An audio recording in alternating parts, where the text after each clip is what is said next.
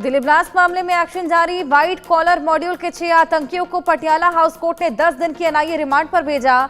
पूछताछ में कई खुलासों की उम्मीद।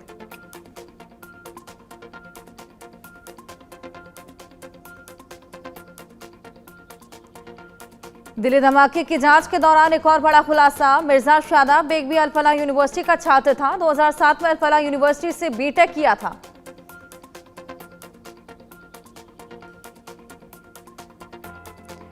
2008 के जयपुर सीरियल ब्लास्ट में शामिल था मिर्जा शादाब। साल 2007 के गोरखपुर धमाकों के नाम सामने आया था।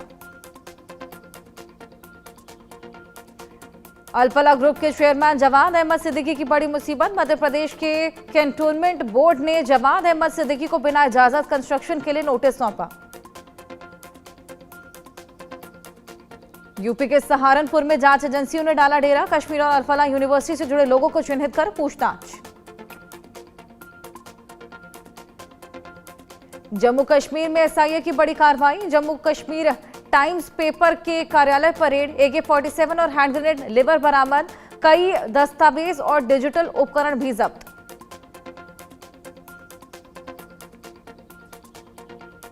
जीएमसी अनंतनाग में डॉक्टर्स के लॉकर की जांच। लंबे समय से बंद लॉकर की पुलिस कर रही तलाशी।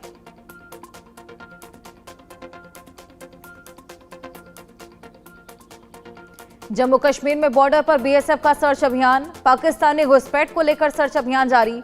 बॉर्डर पर आने जाने वालों की चेकिंग की जा रही।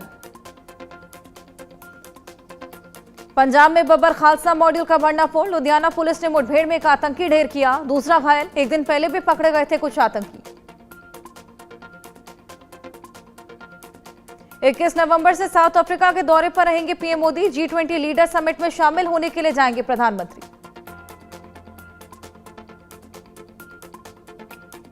अफगानिस्तान के कॉमर्स मिनिस्टर से जयशंकर की वार्ता। ट्रेड कनेक्टिविटी और संबंधों को मजबूत करने के तरीकों पर चर्चा हुई। भारत दौरे पर ऑस्ट्रेलिया के विदेश मंत्री पेनी वोंग। दिल्ली में विदेश मंत्री डॉक्टर एस जयशंकर से मुलाकात की।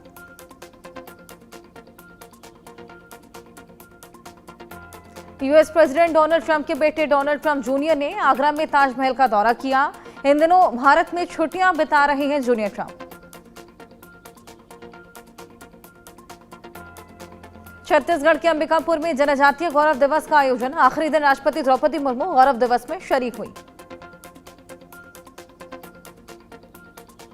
लखनऊ में 19वीं डिफेंस एक्सपर्ट्स एक्सपो का आयोजन। मुख्यमंत्री योगी आदित्यनाथ ने नेशनल जम्बूरी से पहले वेन्यू का निरीक्षण किया।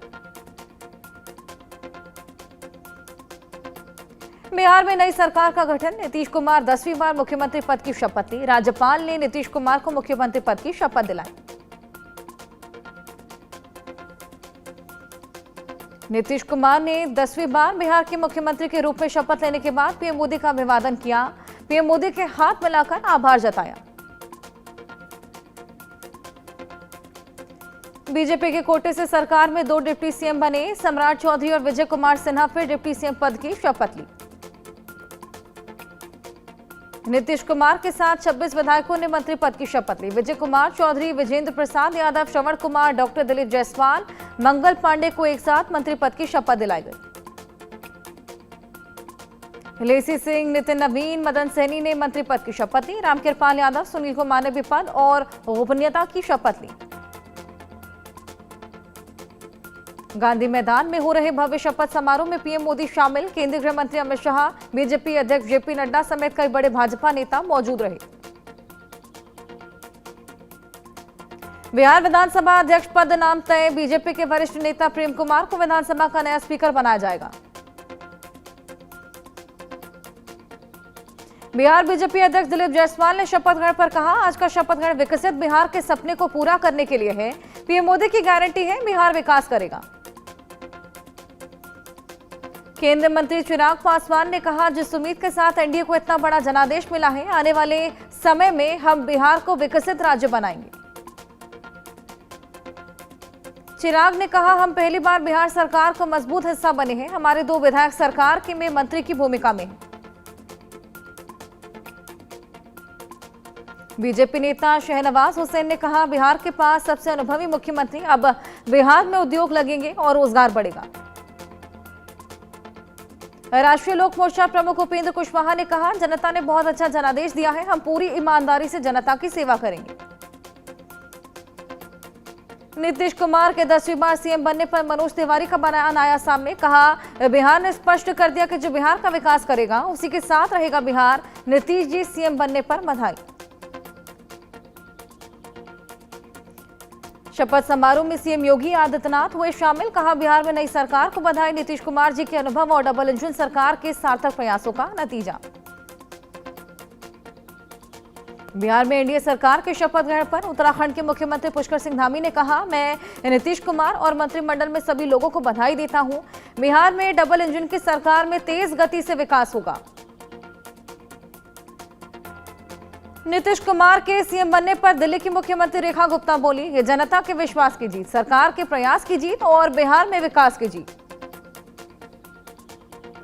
महाराष्ट्र के डिप्टी सीएम अजीत पवार ने कहा, बिहार में एनडीए की जीत एक ऐतिहासिक जीत। नीतीश कुमार जी को 10वीं बार सीएम बनने पर बधाई। उत्तर प्रदेश के उप मुख्यमंत्री ब्रजेश पाठक ने कहा, बिहार के लोगों ने प्रधानमंत्री मोदी की गरीब कल्याण योजना पर और नीतीश कुमार के सुशासन पर मुहर लगाने का काम किया है। मैं सभी को बधाई देता हूं। बिहार में नई सरकार के गठन पर उत्तर प्रदेश के उप मुख्यमंत्री केशव प्रसाद मौर्य बोले, एनडीए की प्रचंड बहुमत की सरकार बनी है, हम मिलकर बिहार को विकसित बनाएंगे, डबल इंजन सरकार पूरा करेंगे। नीतीश कुमार के सीएम बनने पर हम के राष्ट्रीय अध्यक्ष संतोष कुमार सुमन बोले, प्रचंड बहुमत के साथ हमारी सरकार बनी, बिहार की जनता को शुभकामनाएं। एलजेपी सांसद शांभवी चौधरी ने कहा, ऐतिहासिक जीत के साथ हमें जिम्मेदारी भी बहुत बड़ी मिली है, हमें ईमानदारी के साथ विकसित बिहार के निर्माण में अपनी भूमिका निभानी। नीतीश कुमार के शपथ ग्रहण पर बीजेपी नेता नितिन नवीन ने कहा, यह बिहार के विकास की शपथ, ये उस भरोसे को आगे बढ़ाने की शपथ जो लोगों ने इतने बड़े बहुमत से हम पर जताया। दुलारचंद हत्याकांड में अनंत सिंह को झटका, अनंत सिंह की जमानत याचिका खारिज, सिविल कोर्ट ने खारिज की जमानत याचिका। उत्तर प्रदेश में सपा विधायक सुधाकर सिंह का निधन, मंत्री दारा सिंह चौहान को हराकर जीता था घोसी उपचुनाव। कांग्रेस 5 राज्यों के स्टेट इंचार्ज और स्टेट पीसीसी के साथ मीटिंग करेगी, जिसमें दिसंबर में दिल्ली को रामलीला मैदान में एसआईआर और वोट चोरी पर होने वाली रैली की तैयारियों पर चर्चा हो। एसआईआर के खिलाफ जयपुर में कांग्रेस का हल्ला बोल, सीएम आवास जाने रुका तो कार्यकर्ता बैरिकेड्स पर चढ़े, पुलिस ने वाटर कैनन का इस्तेमाल किया। दिल्ली एनसीआर में हवा जहरीली बनी हुई है, कई इलाकों का AQI 450 पार, दिल्ली में सबसे प्रदूषित इलाका वजीरपुर दर्ज किया गया। दिल्ली एनसीआर में आज सुबह की शुरुआत भी स्मॉग की मोटी चादर के साथ हुई, जिसके कारण विजिबिलिटी भी खासा कम थी। एनसीआर के शहरों में बुधवार की तुलना में आज हवा की गुणवत्ता में मामूली सुधार, बीते दिन ग्रेटर नोएडा देश का सबसे पॉल्यूटेड शहर दर्ज किया गया। बाहरी दिल्ली के रणहोला इलाके में फायरिंग, हथियारबंद बदमाशों ने शख्स की गोली मारकर हत्या की, पुलिस ने 3 लोगों को धर दबोचा। छत्तीसगढ़ में ईओडब्ल्यू एसीबी की बड़ी कार्रवाई, पटवारी में आरआई बने अधिकारियों के घर पर दबिश, 20 जगहों पर छापेमारी। आरएसएस के प्रवक्ता नवीन अरोड़ा मर्डर केस में सफलता मिली, मुख्य आरोपी जतिन काली का पुलिस ने एनकाउंटर किया, जिसमें वो घायल। दिल्ली में 16 साल के लड़के ने मेट्रो के आगे कूदकर सुसाइड किया, सुसाइड नोट में स्कूल टीचर्स पर प्रताड़ित करने का आरोप लगाया, स्कूल के टीचर से पूछताछ करेगी पुलिस। यूपी के हापुड़ में एमबीबीएस डॉक्टर की संदिग्ध अवस्था में गोली लगने से मौत, कमरे में मिला डॉक्टर विक्रांत राघव का शव, हत्या और आत्महत्या दोनों बिंदुओं पर जांच। प्रयागराज में इंटरमीडिएट छात्रा की हत्या का खुलासा, शादी का दबाव बनाने पर फौजी प्रेमी ने प्रेमिका ने हत्या के बाद दफनाया, इंस्टाग्राम के जरिए सेना के जवान की हुई थी दोस्ती। बेंगलुरु में दिन दहाड़े लूट की बड़ी वारदात, आरबीआई अधिकारी बनाकर एटीएम कैश वैन रुकवाई, फिर 7 करोड़ रुपए लूटे। यूपी के बुलंदशहर में भीषण सड़क हादसा, स्कूटी और कार की टक्कर में एक ही परिवार के 3 लोगों की मौत, मृतकों में 6 साल का बच्चा भी शामिल।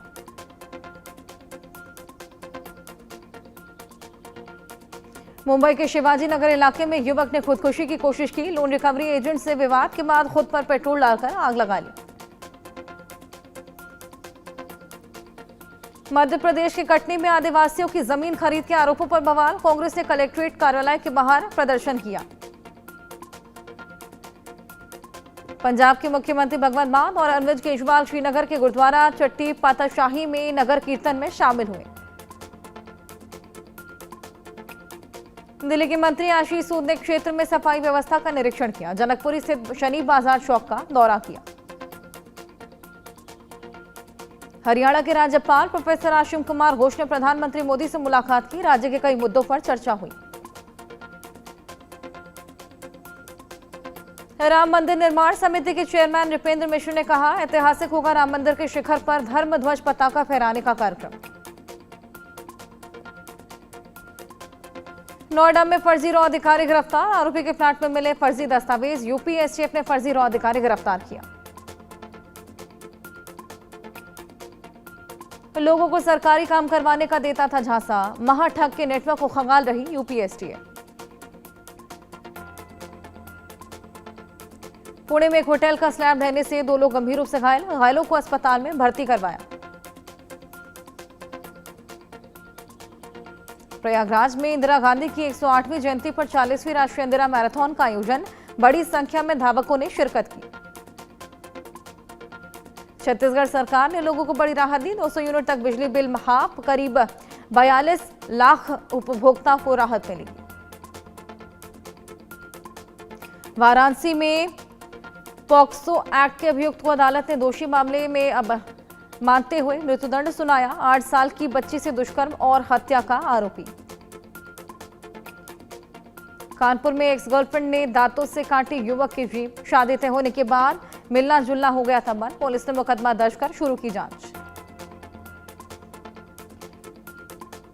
मुरादाबाद में छात्रा ने परेशान करने से तंग आकर आत्महत्या की। आरोपी युवक पर मुकदमा दर्ज।